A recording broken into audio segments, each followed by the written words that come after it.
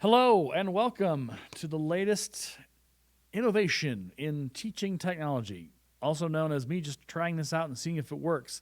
My goal here is to teach you how to write an introduction for an essay, be it explanatory, argumentative, or the other one that I can't remember off the top of my head, even though I taught it. I'm amazing. So the point here is to get you to learn about introductions, how powerful they can be, the ones that we shouldn't use, the ones we should use, and all that cool stuff. So that's kind of the goal here. As you'll see from my slide, how to write the best one ever so your essay ends up winning an Academy Award, a Grammy, a Nobel Peace Prize, an Emmy, and an MTV Music Award, which is known as the Moon Man, or a Moon Man Award, I think is what they call that. I don't know. I'm not up all on the hippity-hoppity things of the generation, but I know some stuff. I know enough to be dangerous. So today is a lesson on introductions for your essay. For the various 3 essay opportunities you'll have, argumentative, explanatory, or what's the third one? I should know what that third one is. It's right there on the tip of my tongue. I don't remember. You probably are like looking at the screen going, Aaron, it's this, but I don't remember what it was. Carry on. So first things first, don't do this. Don't be a bad llama. Boo-hoo, now I feel really bad. Bad llama. Don't be a bad llama. So if you've ever written an essay which says, hi, I'm going to tell you about, today I'm going to write about, this is my essay on, since my teacher told me I have to. Now, we talked about this at the beginning of the year with the Who Am I essays. And I said, I'm going to be a little kind of loose on, I'm not going to be particularly, brutal on those essays. I let you kind of do your own introductions. I kind of helped a little bit, but I let you kind of just do it, and I wasn't too critical on the grading. However, this time around, because I'm going to give you a full introduction to the introductions, pun not intended, my expectation is we're going to kind of elevate our introduction game. So those are not the ways to do this. That's not the way that we want to have our introductions. It happens a lot because that's just how we're trained in elementary school and sometimes in middle school, how to write essays. And we just have to just our go-to because we're just comfortable with that. But I have a challenge for you, plus part of your assignment that you'll eventually have to do is let's elevate our introduction game. Let's take it up a notch. Let's play a little smarter with it. To that end, you have a note catcher that you have in front of you. I've given it to you. You just have to follow along, and I'll make sure I kind of give you a heads up. Hey, here's where you need to fill this stuff out. Here's where you need to take those notes so that at least you have that information in your hands so you can write it down on there. So the first thing is an introduction has 2 purposes, and it's really important that both of these are what you hit. So the first is to introduce the topic of the essay in clear and concise terms. Now, clear and concise are really important because you don't want to be in a situation where you have an introduction where you're just like, well, and this guy did a thing. No, it's clear and concise. And we're going to look at an example here in a little bit, and we'll compare good versus a not so good, and you'll be able to see kind of a little bit better what that means. But again, clear and concise terms. I would almost say focused and very particular and detailed. So to introduce a topic, you need to do it in clear and concise terms so you know exactly what you're going to be talking about and your reader has no doubt about what's coming. The second thing is you need to engage the reader so that they actually want to read what you have to say. This is the hardest thing about essay writing because our perception of essay writing sometimes is that it's this bored, stuffy, kind of deal. Essay writing can be a very creative experience. There's a delicate line to walk, and we'll talk about that momentarily. So on your note catcher, your first 2 things are there. The introduction has 2 purposes, and those are your 2 purposes. I'm going to leave that up there. If you want to pause the video right now, click the pause button, and you can write those down in your note catcher so you can have this. Again, when we start writing our introductions for actual essays soon, this will be a thing you'll need to have on you along with your thesis introductions, thesis notes, so that you can have this information ready at hand. Go ahead and pause it if you need to.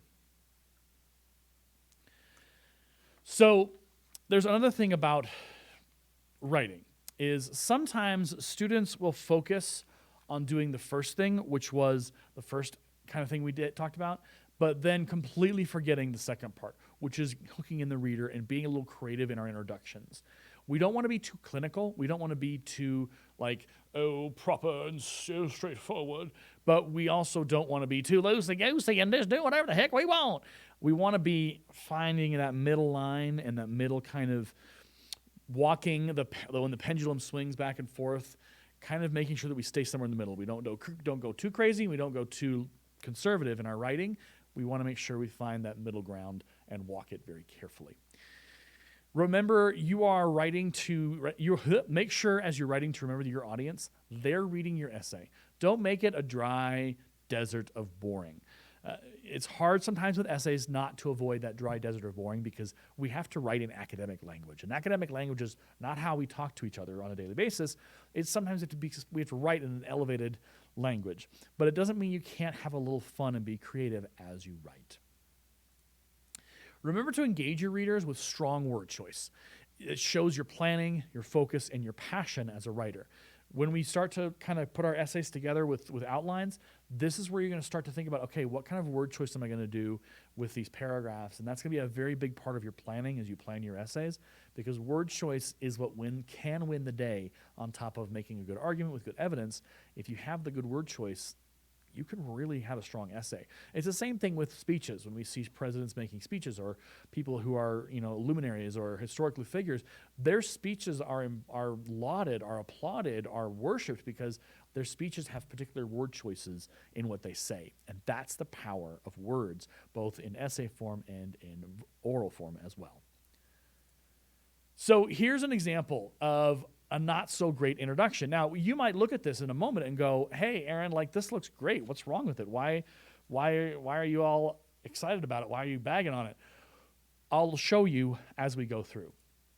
So the prompt that they're using is describe the major accomplishments of Abraham Lincoln during his presidency. Okay, pretty simple prompt. It wouldn't require much to work on it. But again, when you're writing, are you writing just because you have to, or are you writing to take some risks and be creative and to get the attention of your reader and to really drive home your topic and the information that you're either arguing or proving or explaining? So here's the essay that the introduction this person wrote. Abraham Lincoln accomplished many great things during his time as President of the United States. He saw the United States through the Civil War, helping to keep the country from falling apart, and signed the Emancipation Proclamation, freeing all African Americans in the United States from slavery. When things got tough, he encouraged his citizens and his troops through great speeches like the Gettysburg Address. And finally, as a both political leader and a military leader, he led in a way that emphasized wisdom through shared responsibility and discussion. Abraham Lincoln was one of the great presidents of the United States. So take a look at that. Again, we're on the bottom part of your first page. Look at the notes that we took on the purpose that an introduction has. Does this fulfill the purposes of an introduction? Look back to those notes. Answer the question by comparing the introduction with the two purposes we talked about at the start of this video. If you need to hit the pause button, do it. Pause me. I'll just stand here and go. And then when you're ready, you can just click that pause button back again. So pause if you need to answer that question. Look back at this and then look at the screen for the information that I'm presenting. I will wait for you to unpause me. Hallelujah. Hopefully you're doing your writing and answering questions and earning your points. Okay, we're unpaused. So here's the thing. There are different ways for you to write an introduction. And this is going to guide you through 5 different ways. So if you're looking for where we're at, we're here. We're on the second page of your notes. And there's 5 there, but I'm going to explain them in detail, each of them. So kind of if you want to make some notes in the margins here, you can if you'd like. That's totally fine. I don't mind if you make more notes. That's awesome if you do. So number 1, the list of ways to hype up that introduction so it is straight fire or even lit on fire.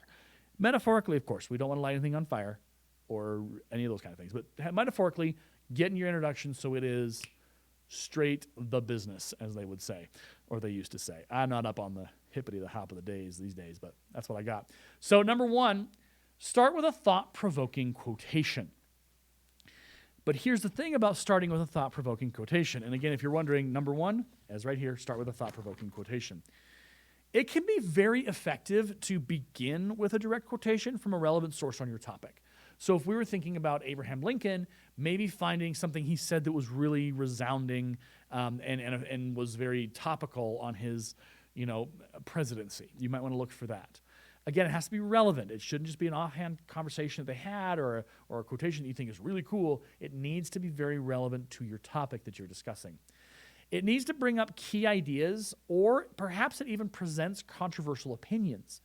That's the cool thing about an introduction. The introduction, you can kind of play a little crazy. You can get a little spicy up in there, and that's okay, because introductions are meant to kind of like a movie trailer. Like, all right, hey, it's the Avengers blowing up things, explosions, Iron Man flying, Superman, who is not even in the Avengers, is flying in here. Oh my gosh, what's going on? Oh wow, that's what your introduction is. Your introduction is kind of a place to kind of be creative, with guidance, of course. But yeah, brings up key ideas or presents controversial opinions to kind of get the reader go, oh, what's happening here? Interesting. You can then respond to them and establish your position in relation to the statement.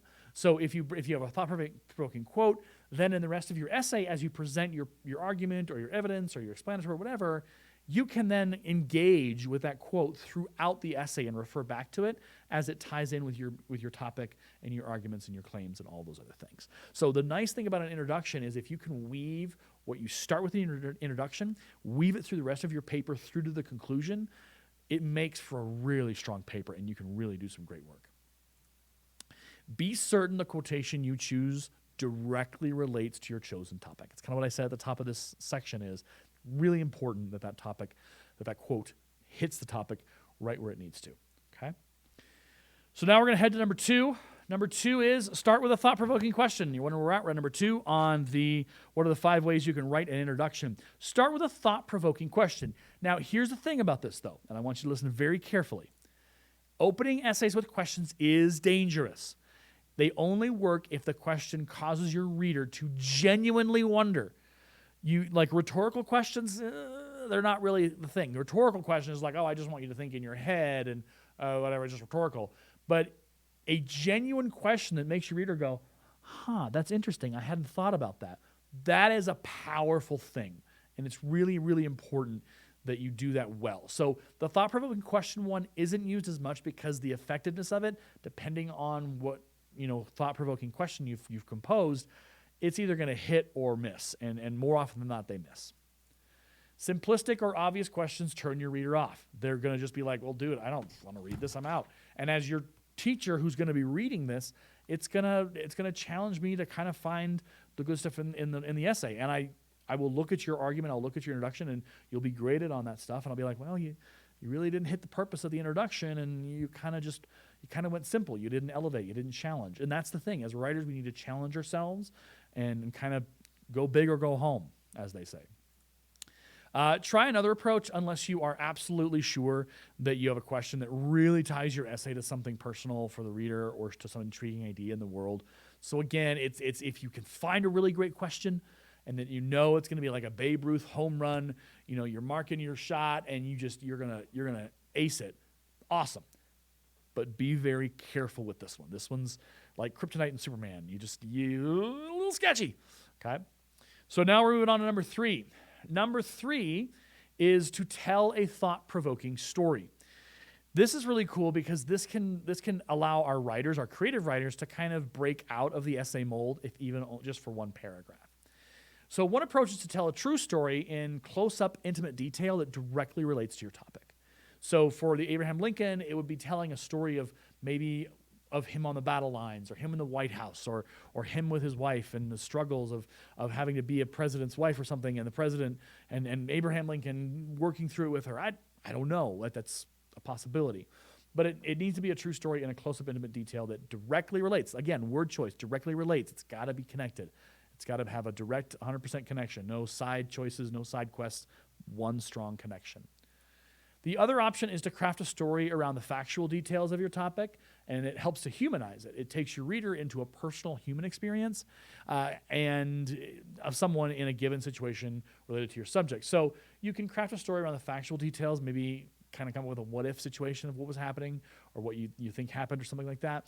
And that can, again, it takes your reader and it gives them a personal connection, and it gives them in the experience of whatever subject you're talking about. If your essay is about immigration, you would tell a story about the struggles of immigration and what it is like to try and get into the country and to get legal and to do all those things. Like that would be a very strong introduction. It would be very raw because it would be real, but that could be a possibility there as well. Simply be sure to tell the story well, and don't forget to craft the story in such a way that it leads directly to the central point of your essay. Again, it's got to connect. I think that's probably going to be the word around introductions. It's got to connect, but it's also got to be have connective tissue throughout the rest of the essay. It can't just be a one-off. You can't just have a one-off episode. The way we're building this essay is that it's a full season and everything's interconnected. So you can't watch one episode and then skip to another one. Like, everything is connected from piece to piece. So by the time you write your conclusion, it's a series finale for the ages. Like, millions of people are going to watch it and be like, oh my gosh, that was amazing. Everything was interconnected. That's the power of a well-written and well-formulated essay. And it starts with the introduction. It starts there with where you begin there. I think we're headed to number 4, which is make a surprising statement. So if you're following along on your note catcher, you're on number 4. Make a surprising statement. In order for this approach to work, the statement must include something that will genuinely surprise the reader, which is difficult to do, especially in 2020 when I'm recording this video, because there's a lot of things we know. We are so connected on Twitter, Facebook, Instagram, Snapchat, the whole 9 yards. We know everything. Sometimes it's hard to really surprise the reader and go, boo, and like, whoa. So be very careful of that surprising statement, because it can come off as just kind of false. Like, oh, I knew that. Why am I reading this essay? That was pointless. It has to really surprise them, and it really has to be a genuine kind of deal there. In addition to shock value, the statement must also have direct relevance to your topic so that a strong transition can still be made into your central argument. So you'll see, again, we're having that conversation about everything's connected. Like the hip bone's connected to the butt bone, they connect to the hip bone. It's that connective tissue that rules your essay and will make for a strong essay. So it starts with the introduction, and you're just flowing right into the next paragraph, and it's locked and loaded. Like it's a well-run engine, it's a well-run transmission, whatever metaphor, image you're thinking, it's a well-run system that goes from start to finish in perfection. That's the kind of essay we have to write, one that goes from one end to the other and everything locks and loads in pieces. It's like the perfectly put together Lego. Every piece connects, or the puzzle piece that you finally find that last puzzle piece, and your puzzle is a masterpiece. That's what building an essay can be like. It's challenging, but if you can do it well and start with the introduction and you can weave those themes and all those elements together, boom, boom shakalaka, you've got something. I think we're headed to number 5 next. Yep, number 5. So present a simile or a metaphor to introduce your essay topic. Again, we're on number 5 right now, is where we're at. Similes and metaphors are among the most powerful linguistic devices available. Similes and metaphors are fantastic. I love using them.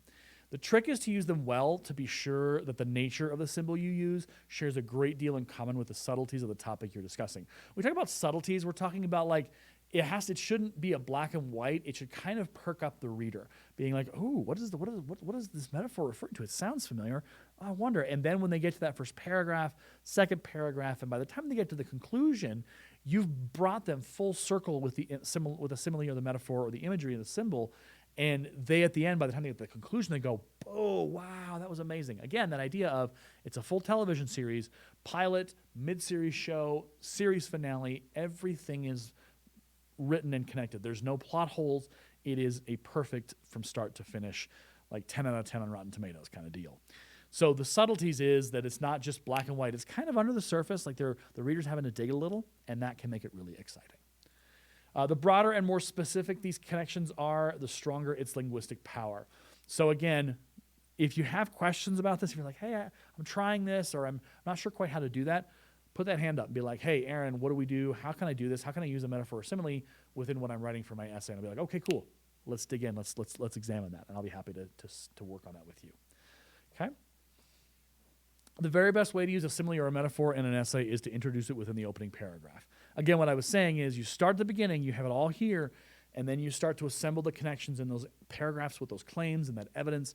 And by the time you get to the conclusion, it's perfect. It's like the whole Avengers team is assembled and ready to rock and roll. They're all coming out of the time portals at the end of the last movie, and it's just like, bam, awesome, fantastic, smiles all around. It's a great way to end a movie. It's a great way to end an essay. Metaphorically, of course, don't bring all the Avengers into your essay. That could get messy and also violate all kinds of copyright.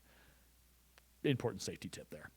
So again, start to finish, it needs to be there. So that's part of the planning of an essay and figuring out, okay, where am I going to bring this element back to remind the reader and how it's going to interface with all this stuff. Okay.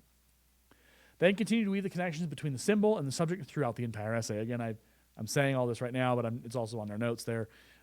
It's important. So if you're going to do it well. And if you need help, ask me. Be like, hey, I started with this and I got it through the first paragraph, and now, man, I'm in that second paragraph with this other claim, and I don't know how to get the image that I've got going on to kind of interface and connect with this part that I'm writing. And I'll be like, cool, let's take a look. I'll be happy to kind of game plan it for you, and I'm happy to figure that out with you as well.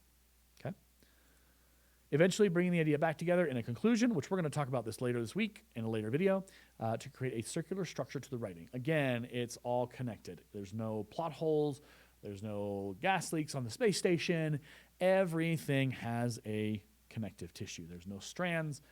There's no way that you can tear it apart. It is locked and loaded, permanently ready to rock and roll. It is a really strong essay that you've written. Okay. This requires insightful thinking and hard writing work, but guess what? I'm here to help you for that, and I think you're all amazing writers, so we'll get there. This requires insightful thinking and makes for an exceptional essay.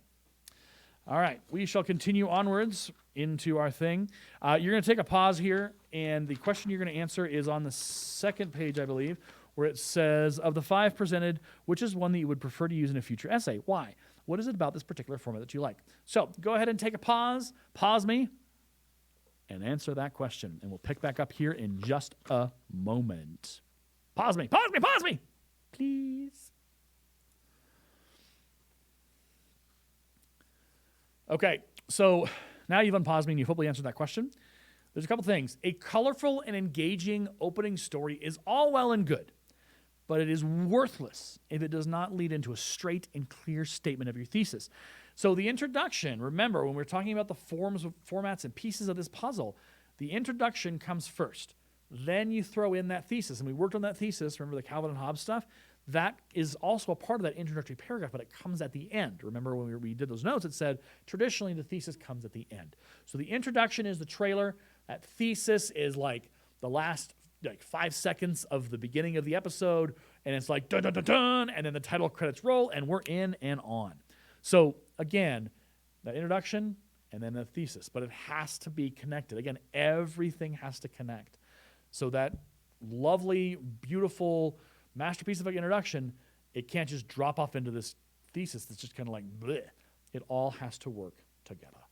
One for all and all for one, as they say.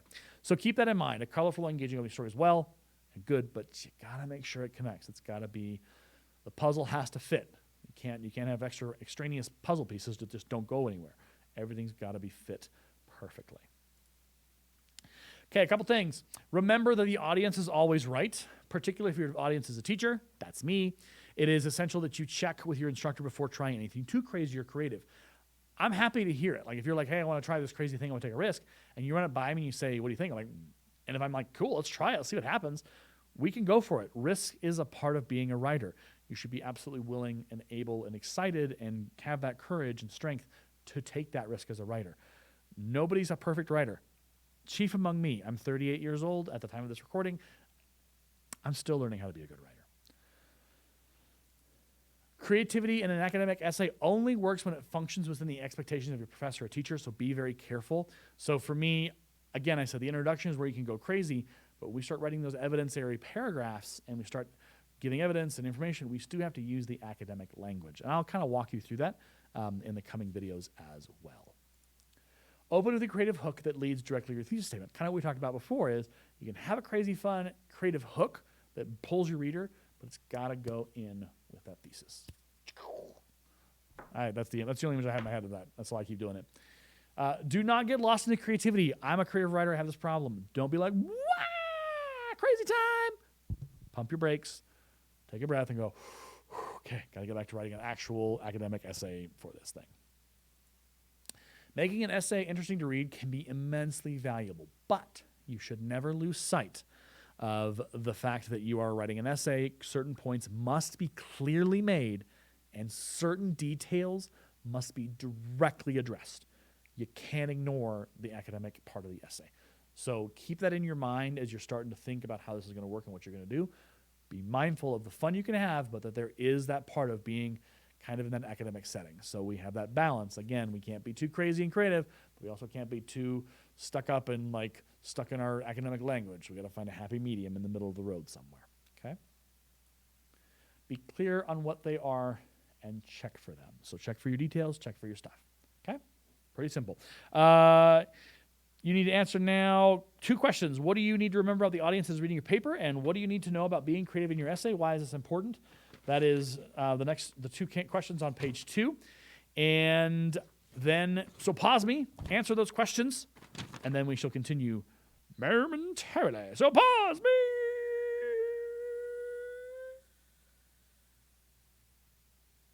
Answer your questions.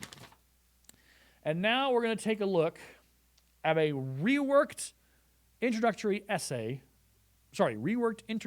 piece of the essay. So we're back with Abraham Lincoln, Honest Abe. Good old Abe who lived in a log cabin in, I think it was Kentucky or somewhere. I don't know my history. I'm a language arts teacher. I should probably know more. So the prompt was, again, describe the major accomplishments of Abraham Lincoln during his presidency. Here's how they did it a little differently. He stood on a grassy hill beneath a clear blue sky in the soft breeze of spring. Around him, the birds chattered in the trees, completely oblivious. They did not see the stains that lay strewn across the field. They paid no attention as the men with grim and dirty faces removed the last of the bodies. They were children, or at least they seemed to him, his countrymen killing one another. He closed his eyes and sighed. At that moment, he did not know that with the help of his decisions and influence of his character on those around him, the slaves would soon be free and the Union would be restored. He did not understand how history would remember Abraham Lincoln as one of the greatest presidents in American history. That's wowza. That is head and shoulders above what we read before. So now what you need to do is you have this page on your notes where it asks you the question. You now need to look at the new introduction. Remember, the writer has still to put their thesis in. Remember, the thesis will come after that last sentence. Evaluate on your note catcher how this introduction is better, what kind of introduction it is, what method did they use, and what you think of it. Again, pause me, answer that question looking at the text on the screen, and then come back to me, and we'll continue.